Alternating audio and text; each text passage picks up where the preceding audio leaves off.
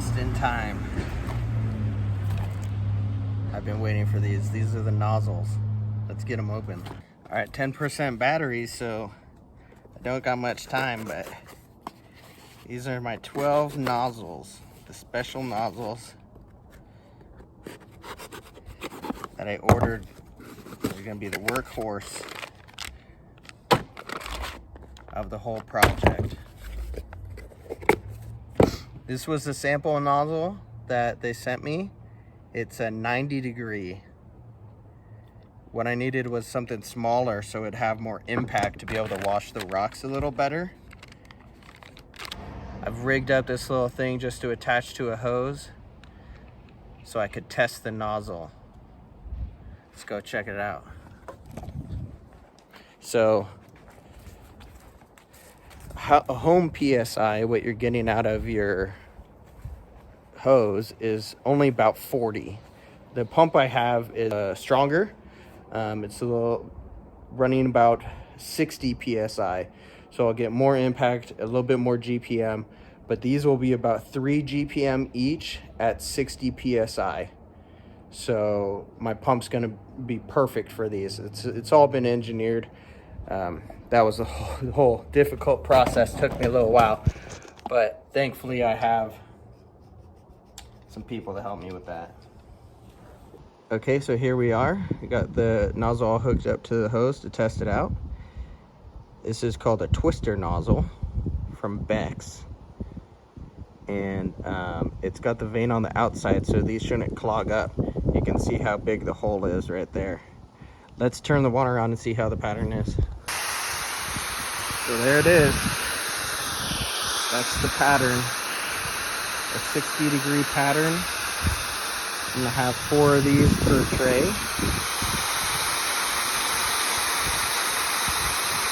Looks pretty good. Pretty cool, huh? All right, everyone, welcome back. Thanks for hanging out here. If you remember from where we left off on the last episode, we had just finished putting in the 2 collection bins that hang underneath the raised platform. The collection bin you see right now will take the water that comes out of the sluice and then funnel that and recirculate that back into the system. The second collection tray is over to the right of the screen, and that collects the discarded rock after the sorting process. So once we have the decking down, I put the sluice down, took a few more measurements, and it's off to build in the classification rack. So at this part of the build, now that we have the sluice measured out properly, that's going to go into the collection bin. I need a way to collect the water from all the trays and funnel that into the sluice. So that's going to be this third little collection bin that you see here, which is going to be the bottom level of this tiered classification system. So screen size mesh tray was in place. We stacked the 1/8" mesh screen pretty much directly on top of it. And then from there, I need to know how far to space my nozzles. Throw this up there. So on the top of that tray, the 1/8", I need to know how far to space my nozzle to get the right impact. So I did a little test right here. Came out to be like 13 inches, would give me the correct pattern and coverage I needed.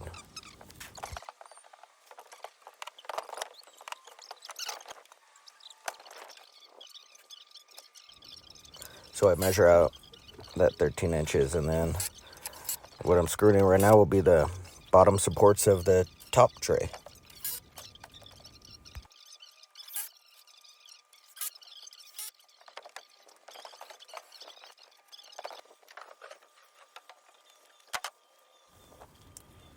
So here's the design, the chute design that I settled with after cutting my hands up multiple times, going through a couple pieces of wood, But this little chute that I'm building right here I'll just be able to push rocks down off the collection tray through a little narrow chute, and then they'll spit out into the bottom black tote, and I can haul those off pretty easy.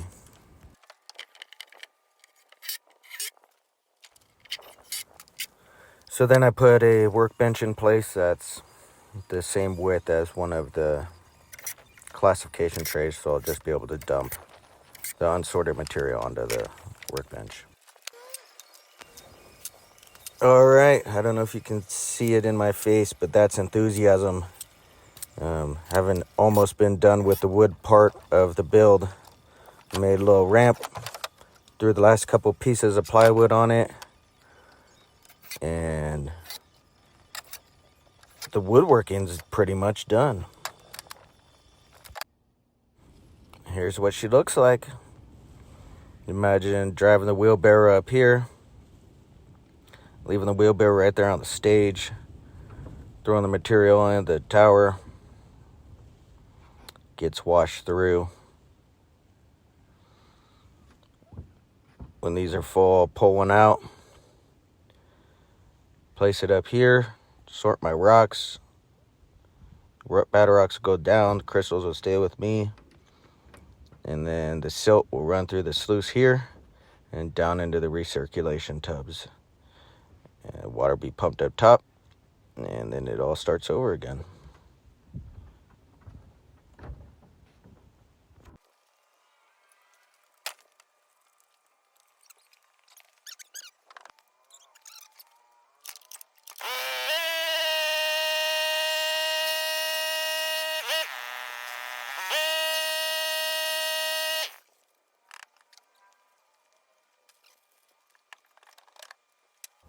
So now that we got the pump all tested out, the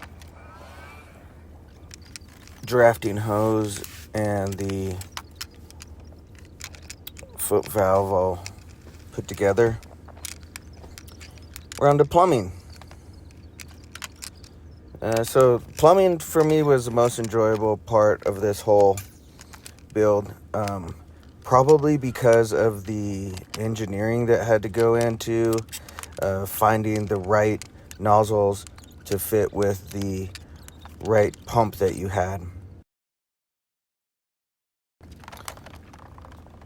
If you guys don't know how to do that, I might make a video about it later. But basically every pump is rated to a certain rating, and every nozzle is rated to a certain rating. And if your system doesn't match up with the abilities of the pump, and your pump doesn't match up with the abilities of the nozzles, then everything's going to fall apart right before your eyes.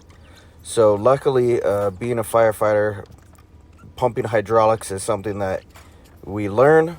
I was able to quickly pick up that part of the build and engineer that whole system, from the pump to the nozzles, all of that myself. So we had a working system in the end.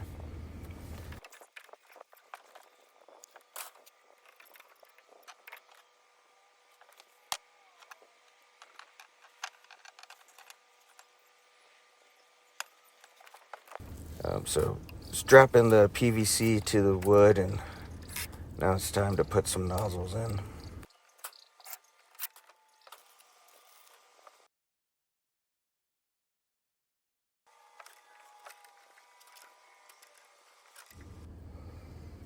Here's a look at the 1/8-inch tray with all the nozzles correctly spaced. I used a wooden dowel to make sure that they were each spraying to the 1/3 mark. So we have full coverage.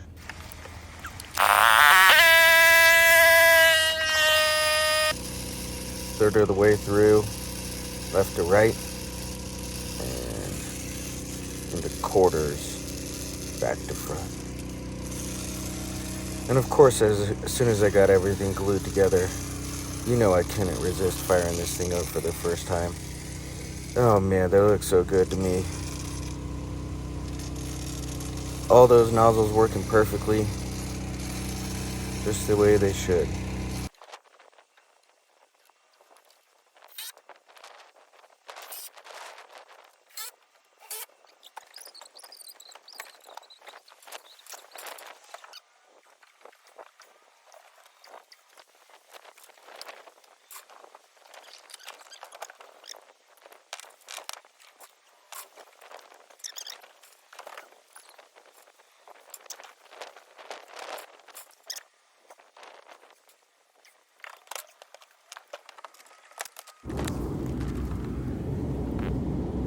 Alright, so here I'm taking a look at these trays, putting in a bulkhead for the water to flow through.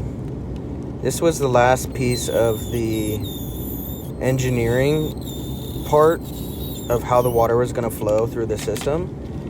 The best I could get was a calculation based on the change in the pressure between the top of the opening and the bottom of the opening, to calculate how much water would actually flow through that bulkhead and if it was going to be enough.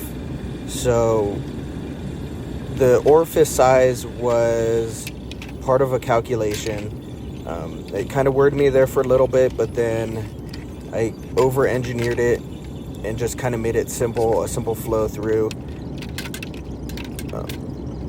So it's not going to exceed the maximum requirement. The maximum requirement for the system is 36 GPM. So each of those little holes has to be able to pump out 36 GPM just based on gravity. And they're able to do it, luckily. So I sealed up those holes pretty well with like a silicone-based sealant, and then screwed the bulkheads in so they would be sturdy. You'll later see me put in a extension spout on the collection tray that's at the bottom of the tower. That just helps with the flow, bridge the gap, and the nice transition into the sluice. So what I'm doing now is I'm starting my process of using this excess vapor barrier. This is vapor barrier I had left over from when I redid the bottom of my house. I redid the vapor barrier all on the bottom of my house. Highly recommend it. If you guys have problems with cold floors and don't have a good vapor barrier, throw a good vapor barrier under your house. Correct that moisture problem. It was a lot of work, but it's saved me headaches and money, and I got a nice storage area under there now. So I'm cutting up some of that vapor barrier, and the idea is to block off all the sides and make a clean path for the water to stay within that tower. This is the bottom piece right here, my first iteration of how I plan on getting all that water into the collection bin.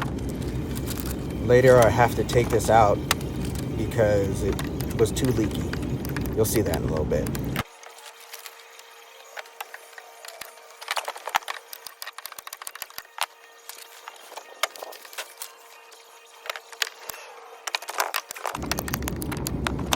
So here coming up, we've got the final screen mesh right over the top. Everything's nice and close together.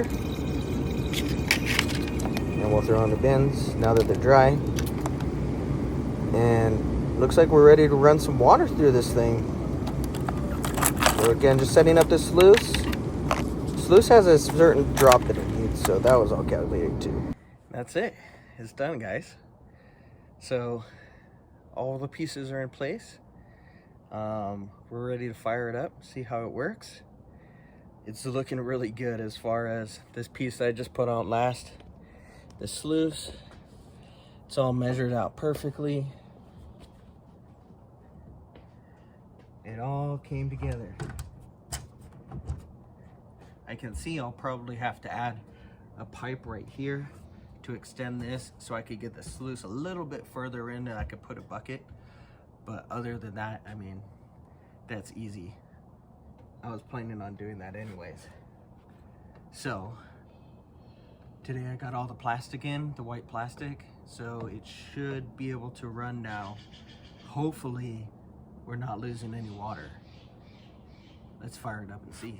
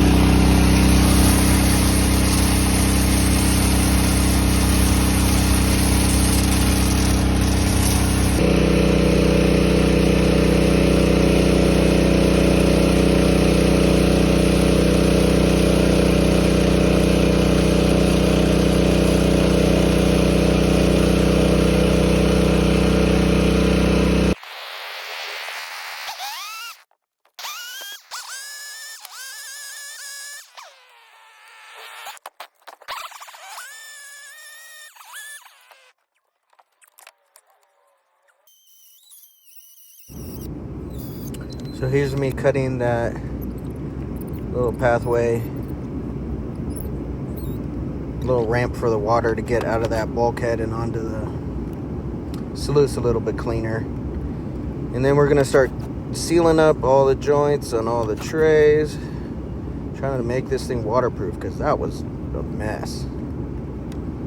So adding these skirts, I'm calling them skirts because they come down and they'll make a pathway and kind of seal off this whole tower from top to bottom, from tray to tray.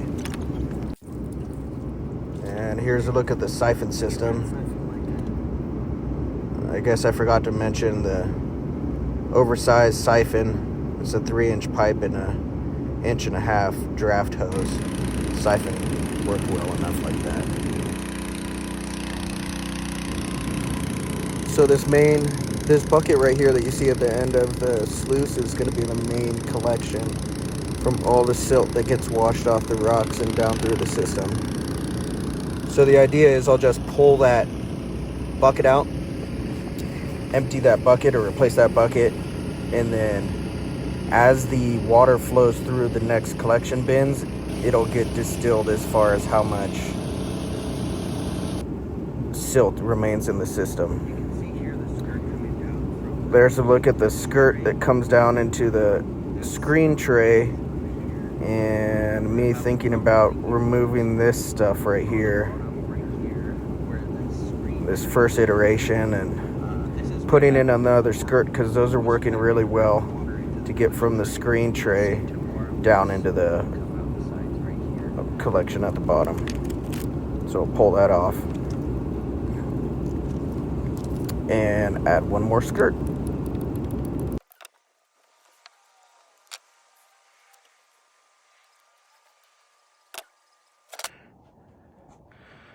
Alright guys, here she is, all finished. I'm gonna grab the family that's here. I got my brother-in-law visiting and my nieces. I want to bring them out here and show them how this thing works. And we will also be testing that final seal down here. So we want to see no water coming out of this whole tower. All right. It's pretty cold out here. The sump's starting frozen, but sediment bucket's frozen. How about this? Ready?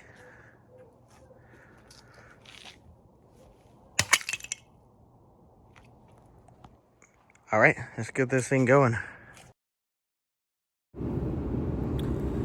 This is much better. The system's running and just a slow trickle. It's probably one of the corners somewhere up top. There's almost nothing coming out of the other side. Just a barely little trickle. So if I got 100 plus gallons running through this system, it should be able to go continuously like this without running out of water. And that was the whole goal. That's the whole goal, is to get a self-sufficient recirculating system. So this was a big project. Pretty aggressive project. One of the most aggressive projects I've had. I had a lot of support from my family. Kids had a lot of fun. Hope that for the future you guys continue to support the mine and we'll have fun together.